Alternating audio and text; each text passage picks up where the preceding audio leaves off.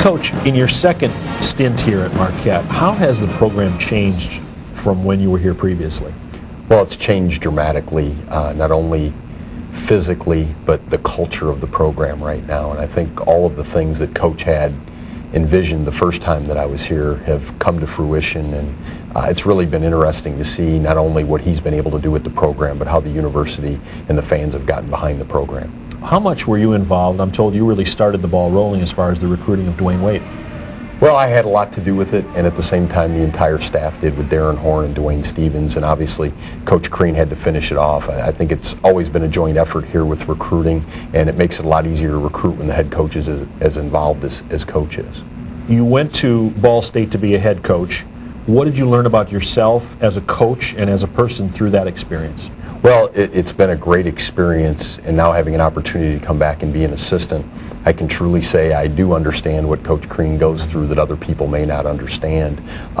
We had great success when I started off, but at the same time we fought through adversity, and I learned how to deal with that, and I think it really helped me self-evaluate myself as a person and as a coach. Now, you dealt with Maurice Acker there, and now you're together again.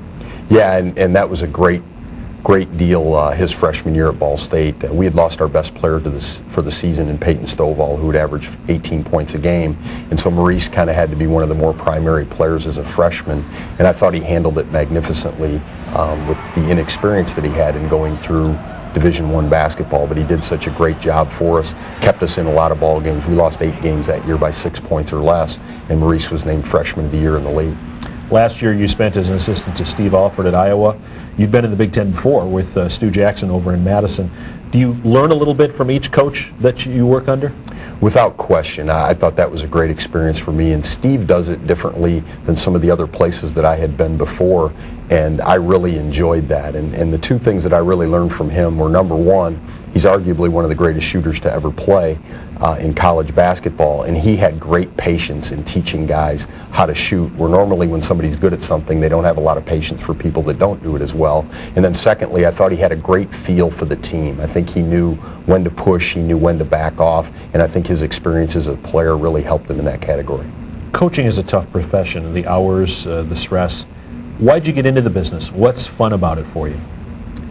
Well, initially I wanted to go into broadcasting. and then you got smart. Yeah, and then I decided to go into coaching. I got my master's degree. My former college coach asked me if I'd like to get my master's, and once I got involved with it, with the players and the student athletes and with teaching the game of basketball, and then also seeing them graduate and move on and stay in touch that way, it really has a special place, and it makes all that hard work worth it. The longer you're in this, Tim, do the highs get higher and the lows lower, or are you more in the middle ground as far as being able to handle wins and losses?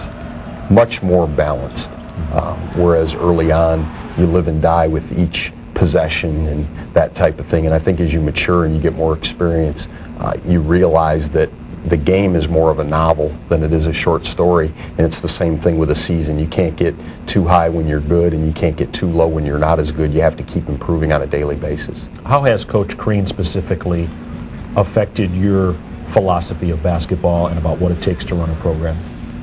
Well, I think he had a vision here before anyone else could see it, and I know that he saw all of this before any of us did, and he pushed us, and he pushed us to be better, but he's never expected more from me than he has from himself. The exciting thing for me in being here with him again is you always learn something new every day, because he wants to continue to learn and grow, and that's really been an exciting thing, because sometimes you can feel like you're just going in and you're grinding every day, and here we always feel like we're getting better and we're learning, not only to help Marquette basketball get better, but to help Tim Buckley and Benny Seltzer and Buzz Williams and the other people on the staff. Final question for you. You mentioned the word vision. What is your vision for this season's team as to where it ends up? Well, for me, what I try to focus on is daily making inroads and getting better and trying to reach the players and develop relationships both on and off the court to make them better. But I do think that if this team, when this team comes together, it has an opportunity to not only be Big East champions, but it could also be the champions on a national level. And obviously certain things have to fall into place. But I think with the coaching and the drive that we get from Coach Crean, and with the abilities that we have in our team, I think our potential is endless. Coach, thank you. Thank you.